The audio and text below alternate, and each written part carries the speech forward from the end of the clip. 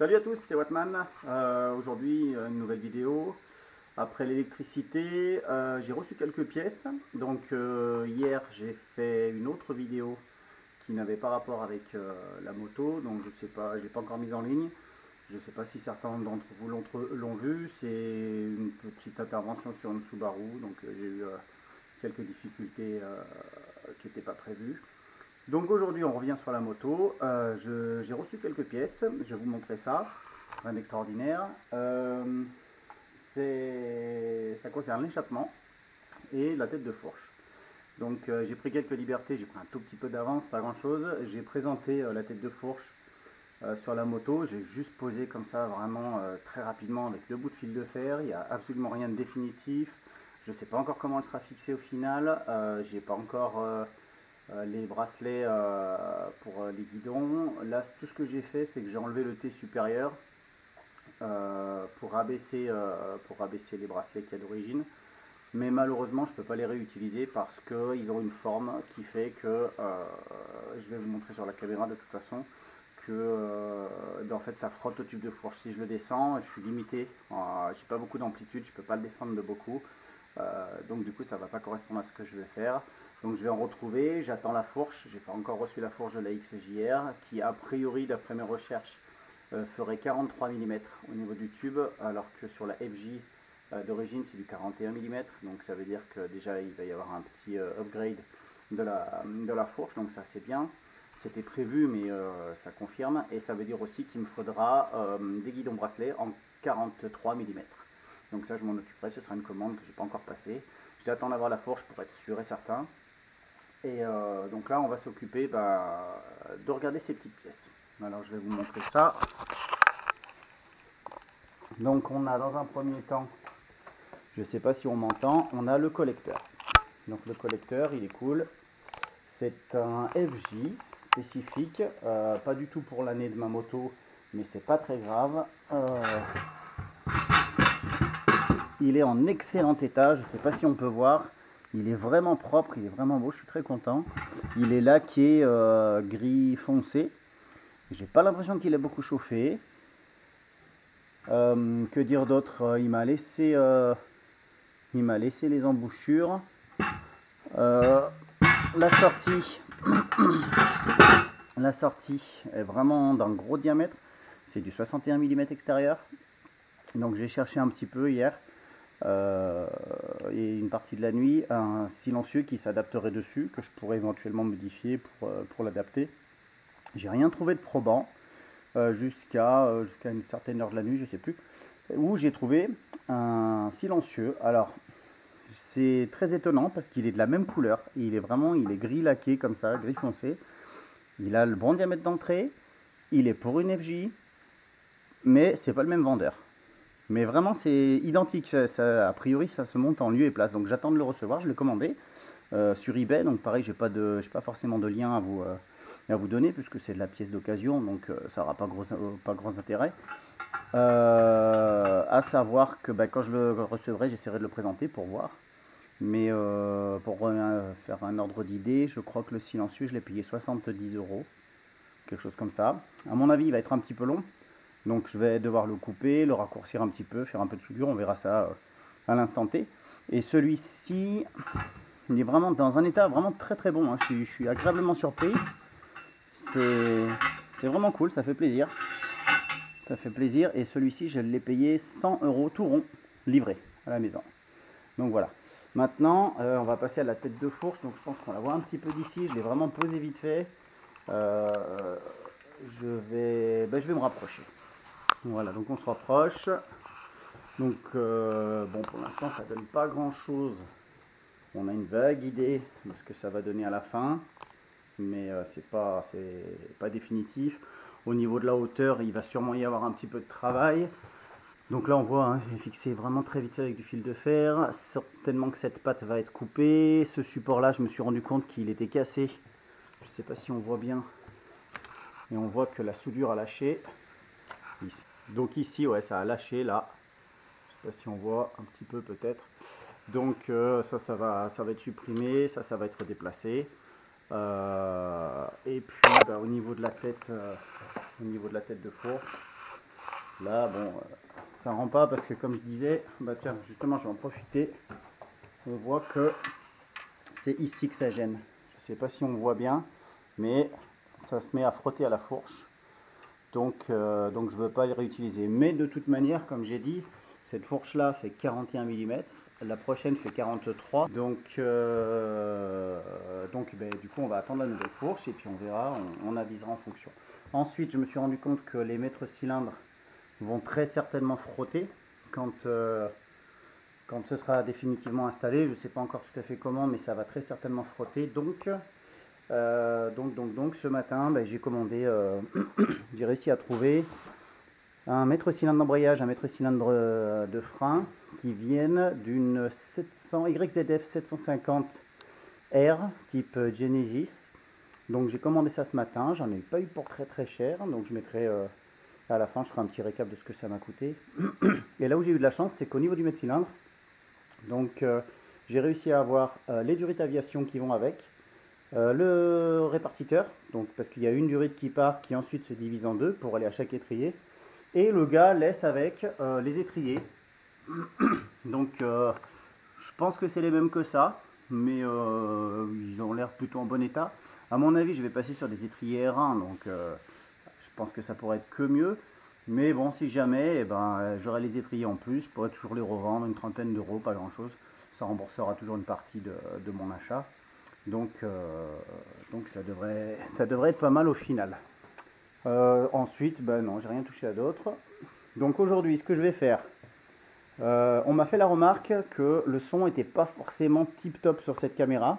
On m'a dit qu'il était un petit peu plus étouffé. Alors j'imagine que c'est parce que je me tiens plus souvent en arrière de la caméra qu'en avant. Si je me rapproche de devant, j'imagine que le son sera meilleur.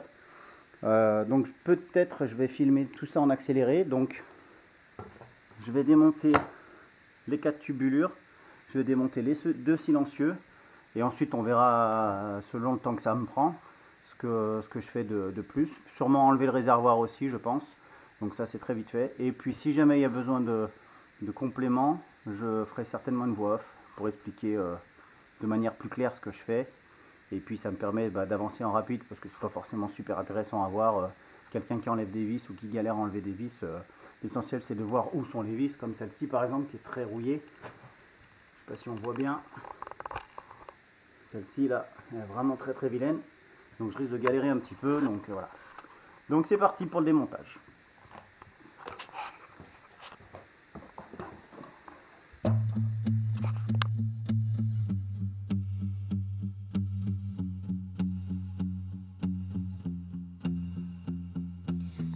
See the look upon your face of the questions you're asking.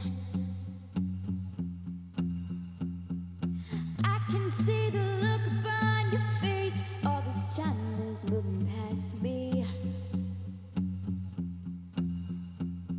Clouds will encircle the sky and turns the sea to gray. Clouds will encircle the sky, the rain comes out to play.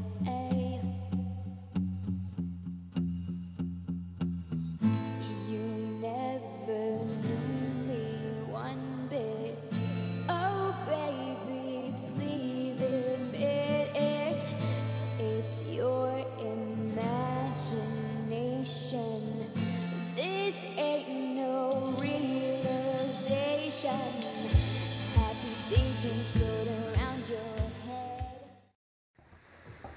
Bon alors là je fais une petite halte.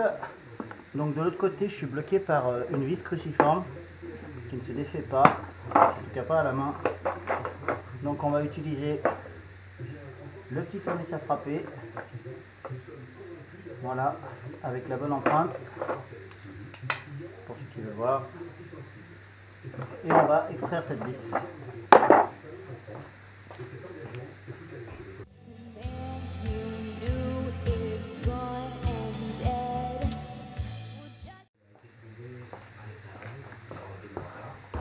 Voilà, donc je l'ai eu.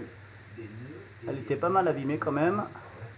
Mais avec un petit tournevis à frapper, on fait des miracles.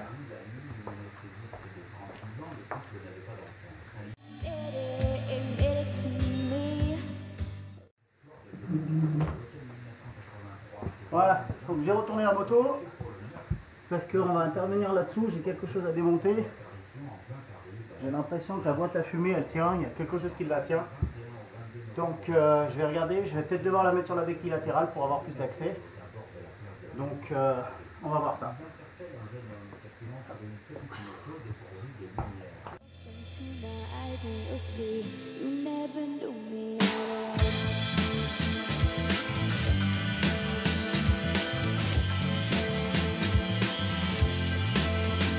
My excuses are paper thin, holding up to the sky. My excuses are paper thin, the tools are just run.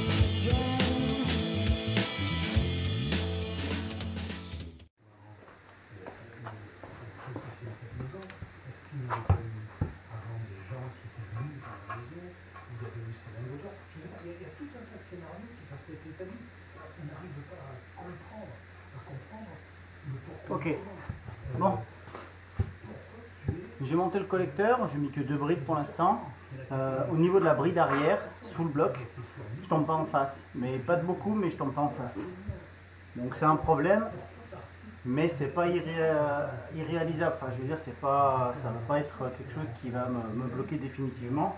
Je refabriquerai une petite patte, ça c'est rien du tout. Voire peut-être même modifier celle qui est actuellement dessus. Donc ça c'est pas le souci. Déjà, j'ai une bonne idée de ce que ça va donner au niveau du collecteur final, avec l'échappement ici. Donc je suis plutôt content, c'est bien. Ça, je ne vais pas le couper tout de suite, on aurait peut-être besoin pour fixer le silencieux que je devrais recevoir bientôt. Donc on est pas mal, là pour l'instant on est pas mal. Tant que je suis là, je vais profiter de l'orientation et de la lumière pour...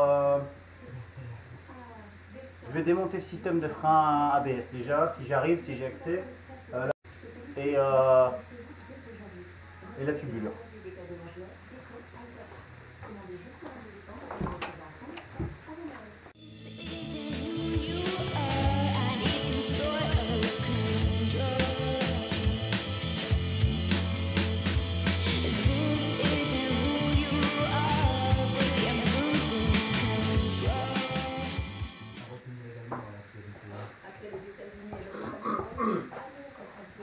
Alors il y a des choses qui arrivent, et là je me suis accroché le doigt, donc c'est une grosse hémorragie comme vous pouvez le constater. Je suis à 2 doigts d'appeler le SAMU sur une petite goupille à la con qui n'était pas fixée comme il faut. Donc là on va faire un petit cours de secourisme rapide, très important, j'espère que tous les mécanos respectent ça. Donc on prend un chiffon, pas propre si possible, on fait une petite bande avec. Ensuite, du sparadrap chirurgical. Toujours avec les doigts pas propres si possible, hein, sinon c'est pas bon.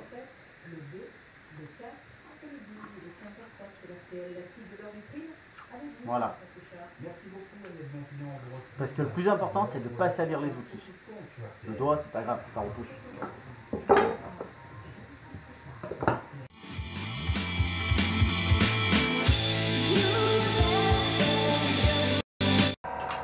Donc, pour la suite, je vais désassembler.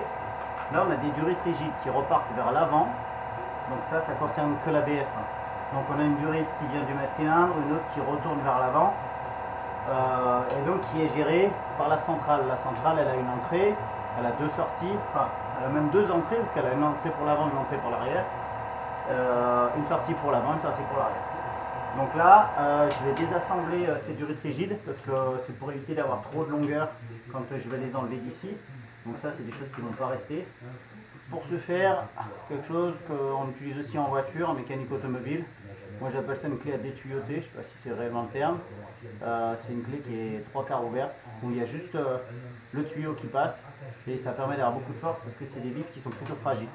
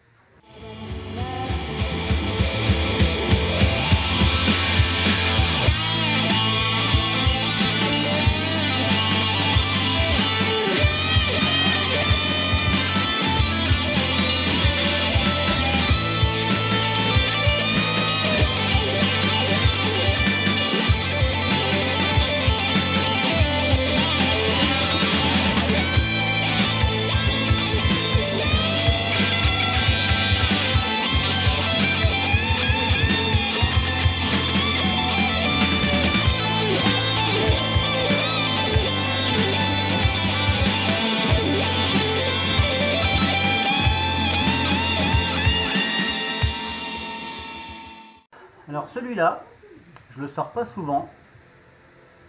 J'appelle ça un tampouce, je crois que c'est le nom. Mais quand je le sors, en général, je kiffe.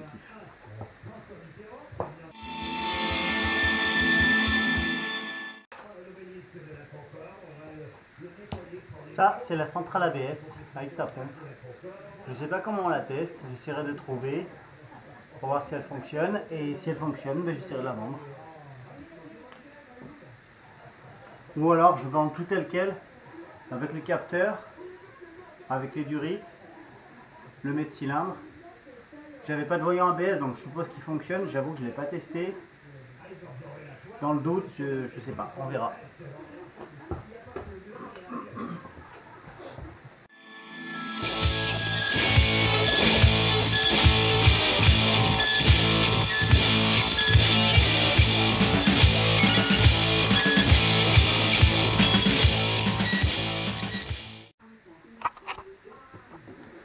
Bon, ben c'est fini pour aujourd'hui. A priori, on est bon. J'ai pas mal, comment dire, j'ai pas mal déshabillé la moto. J'ai pas mal avancé. J'ai regardé à peu près où passera le futur faisceau. Donc, il passera sûrement par au-dessus. Là, je vais avoir ma selle qui viendra là. Donc, je sais pas comment elle est épaisse. Le faisceau passera sûrement là derrière les tubes. Et puis là derrière, si je dis pas de bêtises, il devrait y avoir une petite coque, donc je pense que ça devrait rentrer. C'est pas très gros. J'ai viré la centrale ABS, donc je l'ai checké, elle est plutôt en bon état, donc je pense qu'elle est fonctionnelle. On va essayer de la vendre. Et par contre, une dernière petite chose que je voulais vous montrer avant de couper.